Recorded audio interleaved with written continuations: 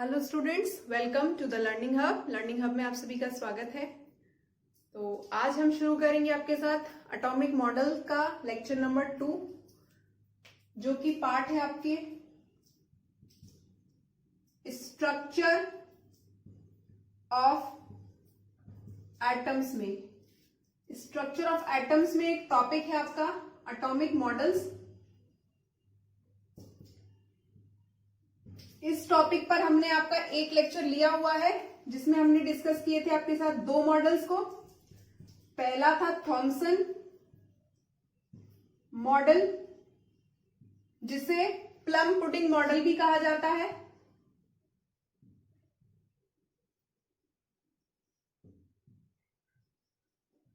ठीक। और दूसरा मॉडल था आपका रदरफोर्ड का स्कैटरिंग एक्सपेरिमेंट।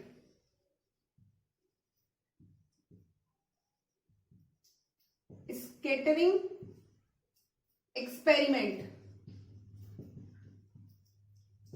ये दो चीजें हम डिस्कस कर चुके हैं। और आज के लेक्चर में हम देखेंगे बोर्स एटॉमिक मॉडल। अब लास्ट लेक्चर में हमने आपके साथ डिस्कस किया था कि जो रदरफोर्ड का एक्सपेरिमेंट था, स्कैटरिंग एक्सपेरिमेंट, जो उन्होंने गोल्ड शीट पर या गोल्ड की फॉइल पर अल्फा पार्टिकल्स की बम्बार्डिंग कराई गई थी, वहां से हमें काफी सारी चीजें पता चली थी एटम्स के बारे में। पर रदरफोर्ड का जो एक्सपेरिमेंट था वो फेल कर गया था। क्यों फेल कर गया था? क्योंकि रदरफोर्ड के स्कैटरिंग एक्सपेरिमेंट में हमें स्पेक्ट्रम के बारे में कहा था कि इसमें कॉन्टिन्यूअस स्पेक्ट्रम मिलता है, पर एक्चुअल में कॉन्टिन्यूअस स्पेक्ट्रम नहीं आता है, आता है लाइन स्पेक्ट्रम। दूसरी कमी थी इनके मॉडल में कि इनका मॉडल जो इलेक्ट्रॉन की ऑर्बिट्स के बारे में बात नहीं की। इलेक्ट्रॉन जिस ऑर्बिट में रिवॉल्व होता है, जिस ऑर्बिट में घूमता है, उसके बारे में इन्होंने कोई बात नहीं की थी। तो इन दो वजह से जो रदरफोर्ड का स्कैटरिंग एक्सपेरिमेंट है ये फेल कर गया था। इसके बाद आए नील बोर नाम से एक साइंटिस्ट, और नील बोर ने एटॉमिक मॉडल दिया। बहुत फेमस मॉडल हुआ, काफी सारी चीजें हमें समझने को मिली इनके मॉडल से। पर बोर के एटॉमिक मॉडल जो बेस्ड था वो मेनली बेस्ड था मैक्सवेल की थ्योरी पर। और मैक्सवेल की थ्योरी कहती है कि कोई भी accelerated particle, any accelerated particle क्या करता है? एनर्जी एमिट करता है, एनर्जी निकालता है, एमिट्स एनर्जी। और इसी एनर्जी के एमिशन की वजह से हमें मिलता है स्पेक्ट्रम। क्या मिलता है? स्पेक्ट्रम। तो बोर का जो एटॉमिक मॉडल था वो पूरी तरह प्रभावित था, पूरी तरह फोकस्ड था किसके एक्सपेरिमेंट पर, किसकी थ्योरी पर? मैक्सवेल की थ्योरी पर। क्लियर हुआ? तो शुरू करते हैं बोर्स एटॉमिक मॉडल। अब जो बोर का एटॉमिक मॉडल है उसमें कुछ असम्पशन है, उसके कुछ परिकल्पनाएं हैं, उन्हें देखते हैं। सबसे पहला असम्पशन जो इनके मॉडल का है, that is the centre of an atom. किसी भी एटम के सेंटर को कहा जाता है the centre of an atom called nucleus. क्या कहा जाता है इसको? न्यूक्लियस। ठीक। दूसरा असम्पशन बोर के एटॉमिक मॉडल का कि electron revolve around the nucleus in a circular path। Circular path, ये प्रोटॉन न्यूक्लियस, ये इलेक्ट्रॉन कैसे घूमता है? सर्कुलर घूमता है। क्लियर? तीसरा assumption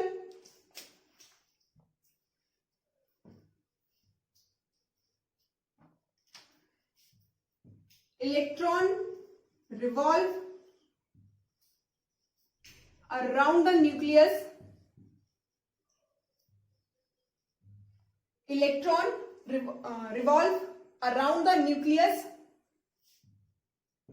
in a fixed orbital. एक निश्चित ऑर्बिटल है हर एक इलेक्ट्रॉन के लिए और वहीं पर इलेक्ट्रॉन रिवॉल्व करता है इन अ फिक्स्ड ऑर्बिटल. ठीक. फोर्थ अजम्पशन है electron revolve only those atomic orbitals which have angular momentum, जिनका एंगुलर मोमेंटम क्या हो, h/2π हो और इट्स इंटीजर या इसका इंटीजर हो. मतलब h/2π हो या NH/2π हो. n यहां पर होगा नंबर ऑफ शेल. क्लियर हुआ? तो angular momentum L is equals to किसके बराबर होना चाहिए, h/2π के. किसके बराबर होना चाहिए यहां पर, L h/2π के. इतना नोट करें फिर आगे चलते हैं.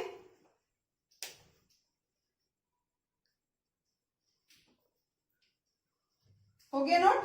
चलिए अब हमें काम है h/2π से. फोर्थ अजम्पशन कहता है कि एंगुलर मोमेंटम किसके बराबर हो, h/2π या इसकी इंटीजर के. ठीक. L होता है यहां पर एंगुलर मोमेंटम,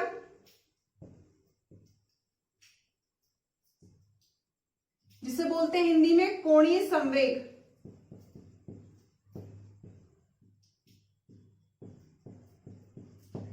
ठीक. N नंबर ऑफ शेल और H होता है यहां पर प्लैंक्स कांस्टेंट. क्या होता है, प्लैंक्स कांस्टेंट, प्लैंक का नियतांक. इसकी फिक्स्ड वैल्यू होती है 6.303 इंटू 10⁻⁻34 जूल सेकेंड. ये इसकी फिक्स्ड वैल्यू होती है. अब बोर का एटॉमिक बोलता है कि एंगुलर मोमेंटम किसके बराबर हो, h/2π का या इसका इंटीजर वैल्यू हो. पर एक्चुअल में L की जो वैल्यू होती है, जो एंगुलर मोमेंटम होता है वो होता है R इंटू P. वेक्टर ले लीजिए तीनों का. तो L vector is equals to R vector और P होता है M इंटू V. तो M का वेक्टर नहीं आएगा, M मास है, V वेलोसिटी, P होता है संवेग, M मास और V हो गई यहां पर वेलोसिटी. V हो जाती है यहां पर वेलोसिटी. जब यहां से वेक्टर हटेगा तो साइन थीटा की वैल्यू आती है, साइन थीटा आता है. तो RMV साइन थीटा, और साइन थीटा की जगह क्या आएगा, theta is equals to 90 degree होगा. तो sine 90 degree is equals to होता है 1. तो L vector is equals to RMV. ठीक. एक L की वैल्यू ये आई और एक L की वैल्यू ये आई, दोनों को इक्वल रख दें. तो NH/2π is equals to RMV. ठीक. इस इक्वेशन को कर लीजिए इक्वेशन नंबर 1. ये हमारी इक्वेशन नंबर 1 आई बोर के एटॉमिक मॉडल के लिए. ठीक. नोट हुआ? चलिए अब इस इक्वेशन को हम साइड में नोट कर लेंगे.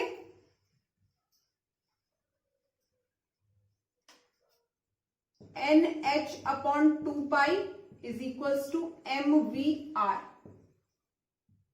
ये हमारी equation number 1. Fifth point Bohr के एटॉमिक मॉडल का, इलेक्ट्रॉन रिवॉल्व, या से लिखिए वाइल रिवॉल्विंग,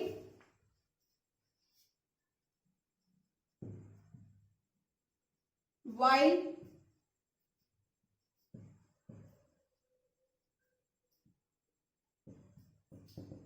रिवॉल्विंग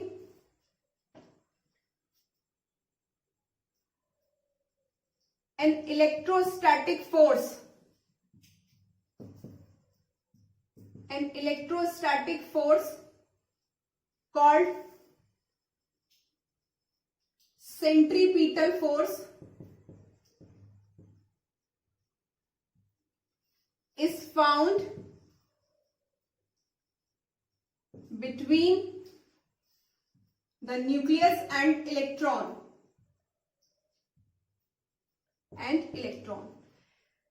जब इलेक्ट्रॉन ऑर्बिट में घूमता है प्रोटॉन के चारों ओर, तो उसके पास एक इलेक्ट्रोस्टैटिक फोर्स होता है। यही इलेक्ट्रोस्टैटिक फोर्स कहलाता है सेंट्रीपिटल फोर्स, और इसी सेंट्रीपिटल फोर्स की वजह से इलेक्ट्रॉन प्रोटॉन के चारों ओर घूम पाता है। देखिए प्रोटॉन, ये ऑर्बिट, यहां इलेक्ट्रॉन, ये पॉजिटिवली चार्ज, ये नेगेटिवली चार्ज, इन दोनों के बीच में एक फोर्स मिलता है। इस फोर्स को कहते हैं इलेक्ट्रोस्टैटिक फोर्स। क्या बोला जाता है? Electrostatic force, F E. ठीक, एफ ई आपका इक्वल होता है 1/4 एप्सिलॉन नॉट Q1/Q2/R² की। अब यही इलेक्ट्रोस्टैटिक फोर्स की वजह से यहां एक और फोर्स जनरेट होता है जिसको बोला जाता है सेंट्रीपिटल फोर्स। क्या बोलते हैं? Centripetal force, FC। और FC बराबर होता है mv² के, mv²/R की। अब जब इलेक्ट्रोस्टैटिक फोर्स है तो ये आपस में बंधे हुए हैं, आपस में इनके पास एक फोर्स ऑफ अट्रैक्शन है। यही फोर्स ऑफ अट्रैक्शन, इस इलेक्ट्रोस्टैटिक फोर्स को फोर्स ऑफ अट्रैक्शन भी बोलते हैं। फोर्स ऑफ अट्रैक्शन, आकर्षण बल। अब यही आकर्षण बल या फोर्स ऑफ अट्रैक्शन रिस्पॉन्सिबल होता है सेंट्रीपिटल फोर्स के लिए। और सेंट्रीपिटल फोर्स क्या करता है? अंदर की तरफ फोर्स लगाता है। जब इलेक्ट्रॉन यहां घूमेगा तो कुछ, और ये सेंट्रीपिटल फोर्स क्या करता है आपका? ये बाहर और अंदर के फोर्स को यहां बैलेंस रखता है, ना तो इलेक्ट्रॉन बाहर जा पाए और ना ही एटम के प्रोटॉन में आके गिरे ताकि एटम खत्म ना हो।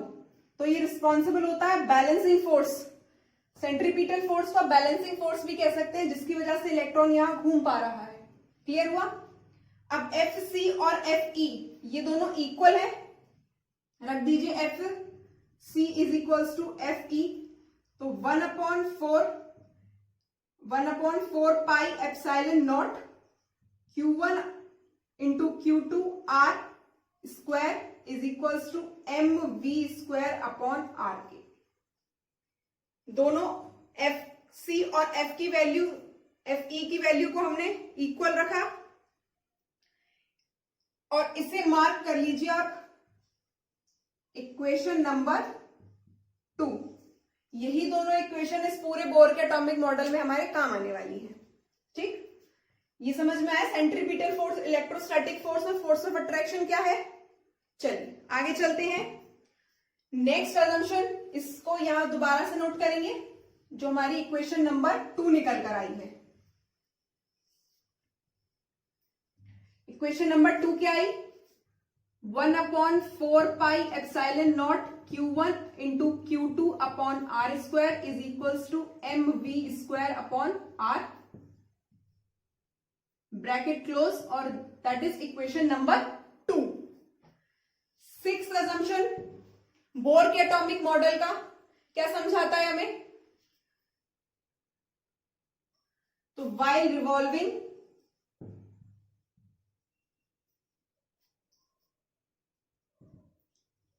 इलेक्ट्रॉन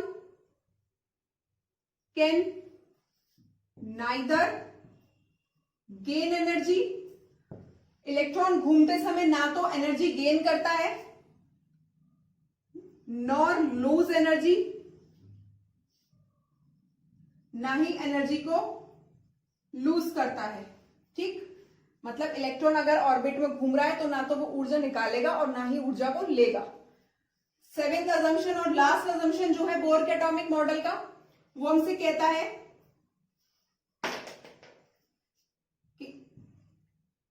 कि the radius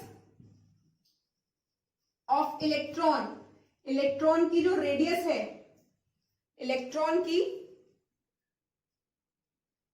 the radius of electrons, the radius of orbit, orbital of electron is depends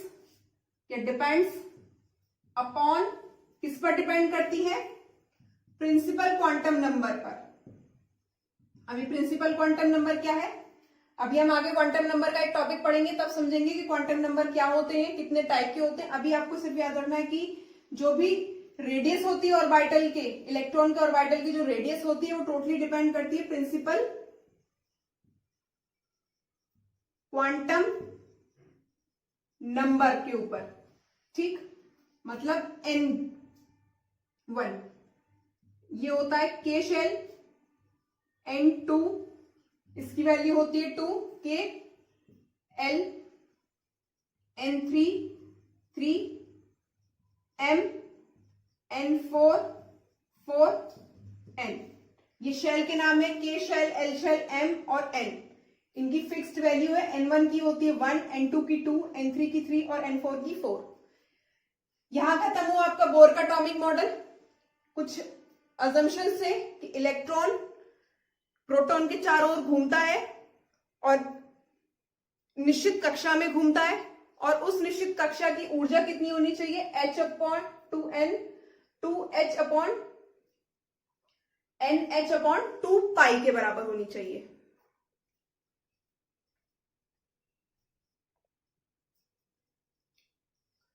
तो ये सारे थे बोर के एटॉमिक मॉडल के असम्पशंस। पहला असम्पशन क्या था बोर के एटॉमिक मॉडल का? कि पहला असम्पशन हमें बता रहा था कि किसी भी एटम के पास सेंटर में एक न्यूक्लियस होता है और उसके चारों ऑर्बिटल होती हैं जहां इलेक्ट्रॉन मिलता है। अब इलेक्ट्रॉन ऑर्बिटल्स में प्रोटॉन के चारों ओर घूमता है, घूमता उन्हीं कक्षाओं में है जिनकी एनर्जी NH/2 पाई या इसके इंटीजर वैल्यू के बराबर होगी। कोणीय संवेग जिसका होता है एंगुलर मोमेंटम, किसके बराबर हो? इसका NH/2 पाई के। उसके बाद हमसे कहता है कि electron can neither gain energy nor lose energy, ना तो ऊर्जा लेता है घूमते टाइम और ना ही ऊर्जा देता है।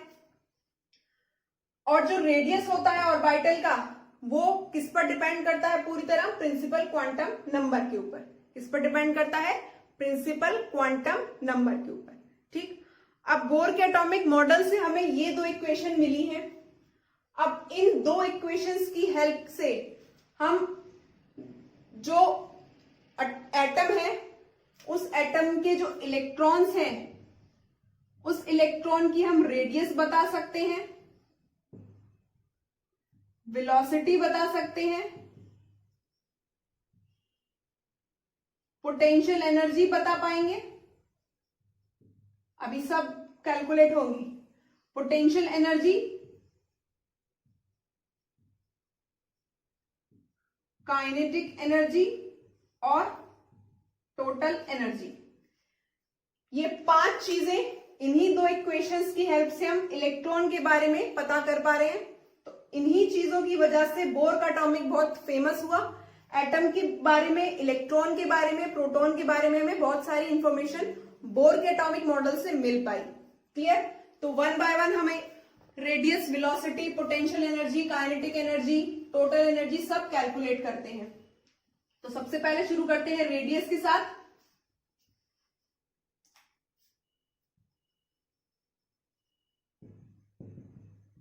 सबसे पहले कैलकुलेट करेंगे हम इसका रेडियस। रेडियस कैलकुलेट करने के लिए जो इक्वेशन 1 है आपका, NH upon 2 pi is equals to MVR। इस इक्वेशन 1 का आप स्क्वायर कर दीजिए, squaring both side, squaring both side, तो आएगा हमारे पास n square h square upon 4 pi square is equals to m square v square r square. ठीक, ये हो जाएगी हमारी इक्वेशन नंबर 2 रेडियस के लिए।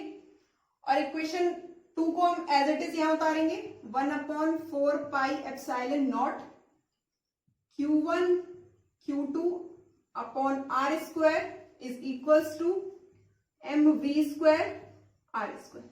ये हो जाएगा इक्वेशन नंबर 3। क्लियर? इक्वेशन 1 लिया, स्क्वायरिंग बोथ साइड किया, ये हमारी इक्वेशन 2 निकल कर आई, और जो पहले हमने इक्वेशन 2 कैलकुलेट की थी उसको हमने मान लिया इक्वेशन नंबर 3। अब क्या करना है कि डिवाइड करना है इक्वेशन 2 और 3 को, डिवाइड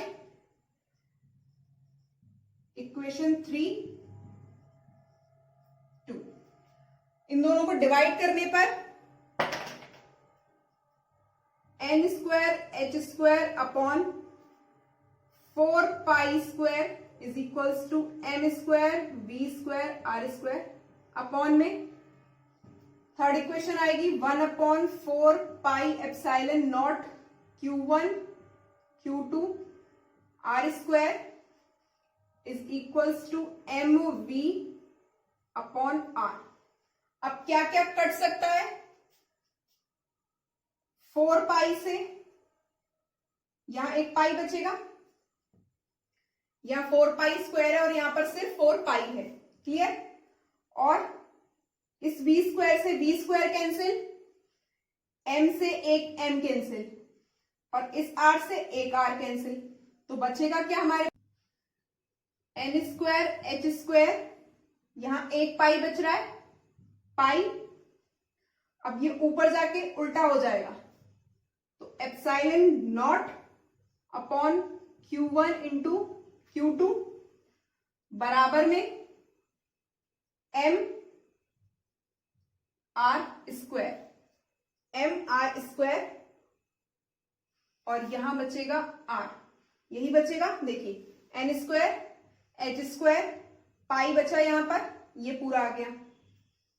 दूसरा, ये वाली जो वैल्यू है जब ये इक्वल, मतलब जब ये ऑपोजिट जाएगी, ऊपर की तरफ जाएगी तो रेसिप्रोकल हो जाएगी, तो एप्सिलॉन नॉट इंटू r, यहां एक r बचा, अपॉन में Q1 into Q2 equal to की दूसरी तरफ यहां पर m बच रहा है और r स्क्वायर बच रहा है, नीचे वाला सब कट चुका है। क्लियर हुआ? इतना समझ में आया? अब हमें निकालना है यहां पर रेडियस। क्या कैलकुलेट करना है हमको? यहां पर सिर्फ रेडियस। अब देखते हैं क्या क्या और कट सकता है। कुछ इस r से एक r ये कैंसिल हुआ, बाकी कुछ नहीं बचेगा, तो r इज इक्वल्स टू आएगा n square h square upon pi into epsilon nought Q1 into Q2, और ये जाएगा नीचे इंटू m। ये होगी वैल्यू किसकी? रेडियस निकालने के लिए फॉर्मूला। अब देखिए, n number of shell, h Planck's constant, pi fix value होती है 22/7 या 3.14, एप्सिलॉन नॉट ये भी फिक्स्ड होता है। Q1 और Q2 यहां पर इलेक्ट्रोस्टैटिक फोर्स जिनकी वजह से लग रहा था, इलेक्ट्रॉन और प्रोटॉन का है, दो ऑपोजिट चार्ज, और m यहां पर जिस भी एटम का हम निकाल रहे हैं रेडियस, उसका मास होगा। क्लियर हुआ? सारी वैल्यूज क्लियर हुई? नोट करें फटाफट। अब ये जो r निकल कर आया है, इसमें n नंबर ऑफ शेल, जैसे जैसे नंबर ऑफ शेल बढ़ेगा तो इसकी वैल्यू फर्क होती जाएगी, n1 फिर n2, n1 के लिए तो 1 का स्क्वायर 1, जब 2 होगी n की वैल्यू 2 2 4, तो ये क्या है? फिक्स्ड वैल्यू नहीं है, अपॉन में। और क्या फिक्स नहीं होता इसमें? z। तो यहां पर ये जो Q1 और Q2 है ये Z है, atomic, Z is atomic number. और फिक्स्ड क्या क्या है यहां पर, H Planck's constant, epsilon not, pi की वैल्यू और M। तो इन सब फिक्स्ड वैल्यू को जब हम पुट करेंगे इस इक्वेशन में तो हमारे पास आएगा 0.53, बचेगा क्या, n square Z square angstrom. ये है हमारा R n शेल के लिए। ठीक, रेडियस क्लियर हुआ। अब रेडियस के बाद चलते हैं हम वेलोसिटी पर।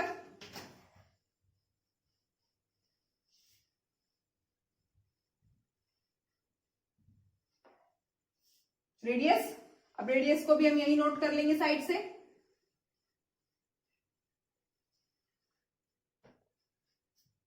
रेडियस है n square h square upon n square h square upon epsilon not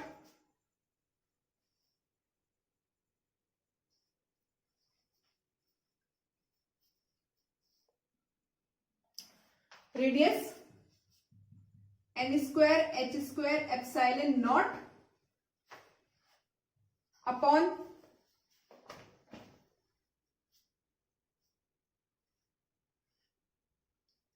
pi m Q1 और Q2। इस Q1 और Q2 की जगह हम लिख सकते हैं यहां पर Z E स्क्वायर।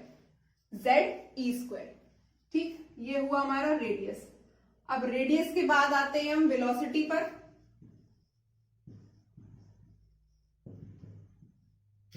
वेलोसिटी कैसे कैलकुलेट की जा सकती है इलेक्ट्रॉन की, मतलब किस स्पीड से या किस वेलोसिटी से इलेक्ट्रॉन रिवॉल्व हो रहा है। तो इसके लिए equation 1 NH upon 2 pi is equals to MVR, velocity निकालनी है। अब ये जो R है, इस R की जगह हम अपनी ये वैल्यू जो हम निकाल के लाए हैं अभी इसको पुट करेंगे। तो NH upon 2 pi is equals to MV, R की वैल्यू आई है n square h square epsilon nought upon pi MZE square. Clear, काटते हैं, पाई से पाई कैंसिल, n से एक n कैंसिल, इस h से एक h कैंसिल। क्लियर, और क्या कट पाएगा, ठीक, तो बचेगा क्या हमारे पास 1/2 MV NH epsilon nought upon MZE square, यही बचेगा, यही वैल्यू आएगी। चल, और इस m से ये m कैंसिल। अब हमें निकालना है v वेलोसिटी, तो v is equals to ZE square upon 2NH epsilon nought, 2NH upon epsilon nought. अब देखिए इलेक्ट्रॉन, ये फिक्स होती है इसकी वैल्यू, 2 फिक्स, n फिक्स नहीं, h फिक्स और एप्सिलॉन नॉट फिक्स। तो जब इन वैल्यूज को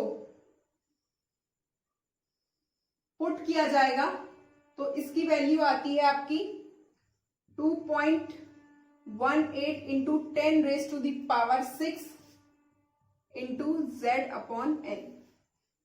ये होता है हमारा V।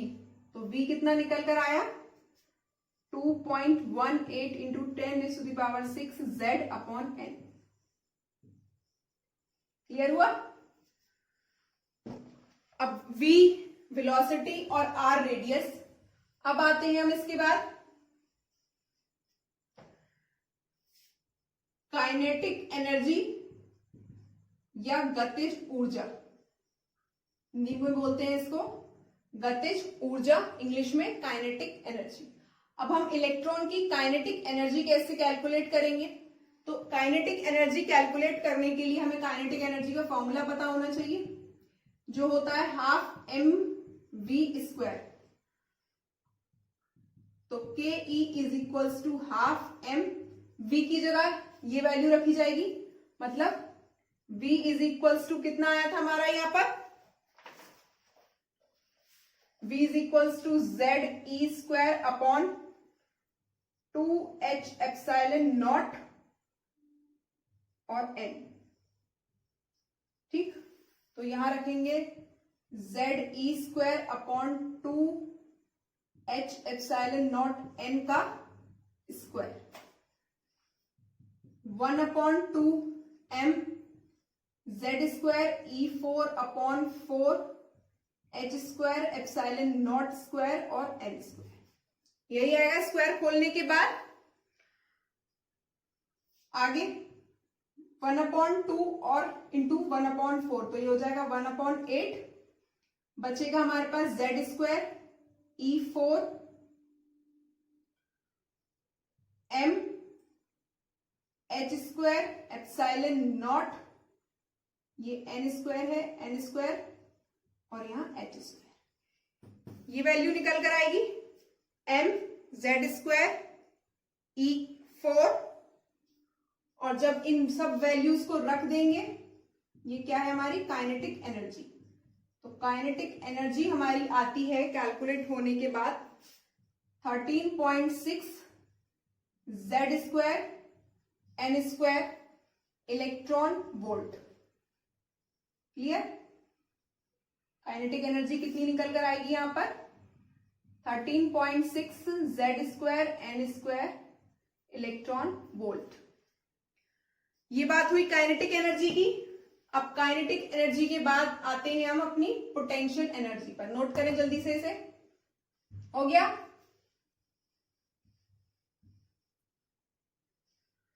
पोटेंशियल एनर्जी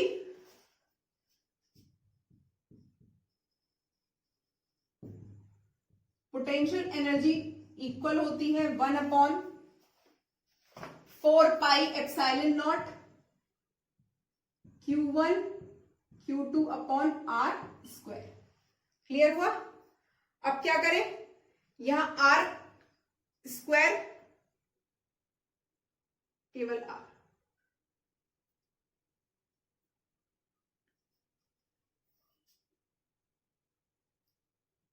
ठीक, वैल्यूज पुट करें 1/4 epsilon not into Q1 Q2 R की value N² H² epsilon nought. अब ये इसके नीचे अपॉन में जाएगा, ऊपर लिख देते हैं इसको, तो पाई M ZE²। ठीक, देखते हैं क्या कट रहा है, पाई से पाई कैंसिल, पोटेंशियल एनर्जी, और क्या कट पाएगा, और कुछ नहीं। तो यहां बचेगा हमारे पास 1/4 epsilon nought Q1 Q2 N² H² epsilon not M ZE²। अब इस इक्वेशन में हम 2 से मल्टीप्लाई और 2 से डिवाइड कर देते हैं, तो हमारे पास आएगा 1/8, जब 2 से डिवाइड और 2 से मल्टीप्लाई किया, 1/8 into 2M ZE² Q1 into Q2 N² H² epsilon nought. और पोटेंशियल एनर्जी जब कैलकुलेट होकर आएगी तो इसकी वैल्यू आती है -13.6 Z² N² electron volt. Potential energy हमेशा नेगेटिव में आएगी। ठीक, पोटेंशियल एनर्जी आ गई, काइनेटिक एनर्जी आ गई हमारे पास, तो हम टोटल एनर्जी कैलकुलेट कर सकते हैं, जो बराबर होती है पोटेंशियल एनर्जी और काइनेटिक एनर्जी के इंटू 2। ये 2 भी है इसमें, तो इस पूरे में इंटू 2 भी कर दें, इलेक्ट्रॉन वोल्ट। तो पोटेंशियल एनर्जी -13 काइनेटिक एनर्जी लिखते हैं पहले 13.6 Z² N² प्लस 13.6 माइनस के Z² N² इंटू 2 एक वैल्यू प्लस में, एक वैल्यू माइनस में, जबकि माइनस वाली वैल्यू डबल है, तो ये आएगा लास्ट में बच के 13.6। टोटल एनर्जी आती है 13.6 n square sorry z square upon n square electron volt. Clear हुआ? तो हमने इसमें radius, velocity, kinetic energy, potential energy और टोटल एनर्जी, पांचों चीजें कैलकुलेट कर ली इन्हीं दो इक्वेशंस की हेल्प से। अब टोटल एनर्जी हमारे पास आ गई, तो अब हम किसी भी शेल की टोटल एनर्जी कैलकुलेट कर सकते हैं। तो चलिए कुछ शेल की टोटल एनर्जी कैलकुलेट करते हैं।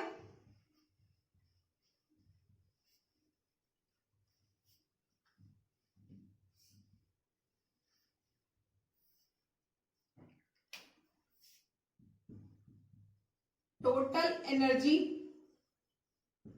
ऑफ इलेक्ट्रॉन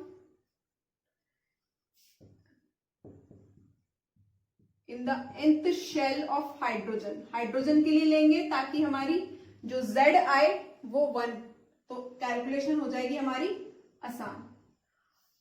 N1 के लिए कैलकुलेट करते हैं। N1 की वैल्यू कितनी होती है? 1। तो टोटल एनर्जी क्या था हमारे पास? -13.6 Z square N square electron volt, यही था। तो total energy is equals to -13.6 Z square, मतलब हाइड्रोजन के लिए 1, एक आएगा Z का वैल्यू 1 का स्क्वायर, और N भी यहां पर 1 है तो 1 का स्क्वायर, कितना आया? -13.6 इलेक्ट्रॉन वोल्ट। किसके लिए? N1 शेल के लिए। N2 के लिए निकालते हैं। N2 की वैल्यू 2, तो total energy -13.6 Z square N square, तो -13.6 Z की वैल्यू फिर से 1, 1 का स्क्वायर, और 2 कितना आ जाएगा? 2 N2 2 का स्क्वायर, तो 13.6 इंटू 1 अपॉन 4, तो ये आ जाएगा 4 3 12 पॉइंट 4 4 16 3.4 इलेक्ट्रॉन वोल्ट। ये भी आएगा, माइनस में होगी वैल्यू। N2 के लिए N3 पर आते हैं। 3 total energy is equals to -13.6 Z square N square -13.6 1 square upon 3 का स्क्वायर इज इक्वल्स टू 13.6 1 अपॉन 3 3 is 9, तो ये वैल्यू होगी 9 से ही जाएगा, 9 1 is 9 पॉइंट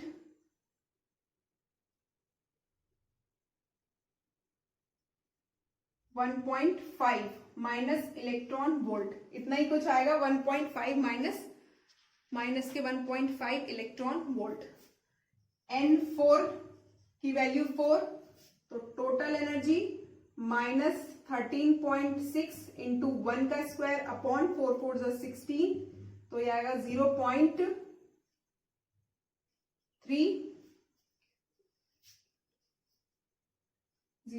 माइनस के 0.85 इलेक्ट्रॉन वोल्ट। ठीक, तो N4 के लिए N3 N2 और N1। इसी तरह हम किसी भी शेल के लिए N की वैल्यू चेंज करते जाएंगे और हाइड्रोजन एटम के शेल का जो टोटल एनर्जी होगी वो हम कैलकुलेट कर सकते हैं इसमें। क्लियर हुआ इतना? चलिए, अब इस टोटल एनर्जी से हमें क्या पता चला? टोटल एनर्जी पहले -13.6 इलेक्ट्रॉन वोल्ट थी, फिर और बढ़कर -13.4 इलेक्ट्रॉन वोल्ट हुई, फिर -1.5 इलेक्ट्रॉन वोल्ट हुई, और फिर -0.85। माइनस में वैल्यू जितनी छोटी होगी उतना बड़ा माना जाता है इसको। तो पहले N1 शेल के लिए सबसे कम है, फिर उससे ज्यादा, फिर उससे ज्यादा, फिर सबसे ज्यादा। क्लियर? तो यहां पर सिर्फ N की वजह से, नंबर ऑफ शेल की वैल्यू की वजह से टोटल एनर्जी आपकी चेंज होती जा रही है। तो proton N1 shell, N2, N3 और ये N4 ऐसे ही है। N1, N2, N3 और ये N4। क्लियर? N1 के लिए कितना था हमारा? -13.6 इलेक्ट्रॉन वोल्ट, N2 के लिए -3.4 इलेक्ट्रॉन वोल्ट, -1.51 इलेक्ट्रॉन वोल्ट और N4 के लिए था -0.85 इलेक्ट्रॉन वोल्ट। जैसे जैसे इलेक्ट्रॉन प्रोटॉन से दूर होता जा रहा है उसकी जो टोटल एनर्जी है वो बढ़ती जा रही है। तो यहां से क्या कंक्लूजन निकल कर आ रहा है? Electron can gain energy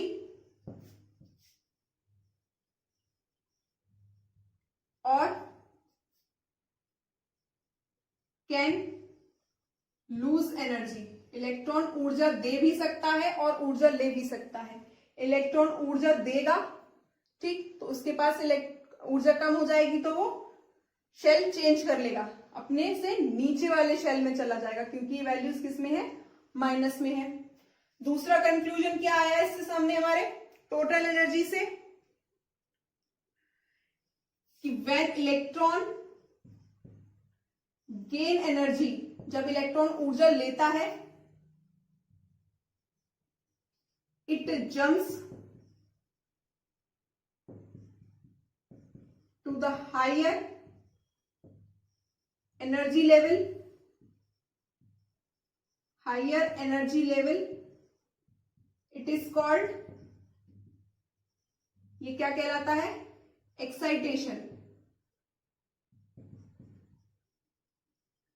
excitation of electron. Third conclusion कि व्हेन इलेक्ट्रॉन लूज एनर्जी, जब इलेक्ट्रॉन एनर्जी को लूज करता है तो it comes to the lower energy level, और लोअर एनर्जी लेवल में आना क्या कहलाता है? It is called de excitation of electron. De excitation of electron. Clear हुआ ये सारा? चल, अब ये जो बोर का एटॉमिक मॉडल था, काफी सारी चीजें हमें पता चली। इलेक्ट्रॉन एनर्जी ले भी सकता है, इलेक्ट्रॉन एनर्जी दे भी सकता है, एक्साइटेशन और डी एक्साइटेशन होता है। इलेक्ट्रॉन की हमें रेडियस पता चली, इसकी वेलोसिटी पता चली, potential energy, kinetic energy, total energy, काफी सारी चीजें हमें बोर के एटॉमिक मॉडल से यहां समझ में आई। पर इसके बाद भी बोर का एटॉमिक मॉडल फेल कर गया था। क्या रीजन था कि बोर का एटॉमिक मॉडल फेल कर गया था? ये सारी जो बात हो रही है ये हो रही है सिंगल एटम के लिए, लेकिन जो बहुपरमाणु होते हैं, बहुपरमाणु अणु जो होते हैं, जिन मॉलिक्यूल्स में एक से ज्यादा एटम्स होते हैं, वहां इनका एटॉमिक मॉडल फेल हो रहा था। दूसरी चीज इन्होंने बताया था कि कॉन्टिन्यूअस स्पेक्ट्रम नहीं आता, लाइन स्पेक्ट्रम आता है। लेकिन जब लाइन स्पेक्ट्रम आ रहा था तो वो एक फिनोमिना होता है जीमन इफेक्ट का। जीमन इफेक्ट के जो होता है वहां पर इनका स्पेक्ट्रम का कंक्लूजन, स्पेक्ट्रम का एक्सप्लेनेशन फेल कर रहा था। क्यों फेल कर रहा था? कि कोई भी वस्तु, कोई भी चीज या कोई भी एटम जब मैग्नेटिक फील्ड के पास रखा जाता है तो वहां उसके पास एक जीमन इफेक्ट बनता है। आगे क्लास में आएगा जीमन इफेक्ट के बारे में, अभी बस इतना समझ लीजिए कि बोर का एटॉमिक जीमन इफेक्ट पर काम नहीं कर पाया। दूसरा, जो बहुपरमाणु अणु थे, जो वो मॉलिक्यूल्स जो एक से ज्यादा एटम से बने हुए थे, उन दो जगह पर बोर का एटॉमिक मॉडल फेल कर गया था। ठीक, तो ये बात हुई आपकी बोर के एटॉमिक मॉडल की। 3 मॉडल है आपके सिलेबस में, तीनों मॉडल कंप्लीट हो चुके हैं। अब आगे वाले लेक्चर्स में हम आपके साथ डिस्कस करेंगे स्पेक्ट्रम को, जो बोर के एटॉमिक मॉडल ने बताया था। हाइड्रोजन स्पेक्ट्रम पर हम थोड़ा सा डिस्कस करेंगे। लाइमन बामर पाशन पफन सीरीज को हम पढ़ेंगे। ठीक, तो ये था आज का लेक्चर। अगर आपको ये लेक्चर पसंद आया हो तो प्लीज लाइक द वीडियो। अगर आपने अभी तक चैनल को सब्सक्राइब नहीं किया हो तो please subscribe the channel. Thanks for watching and as always God bless you all.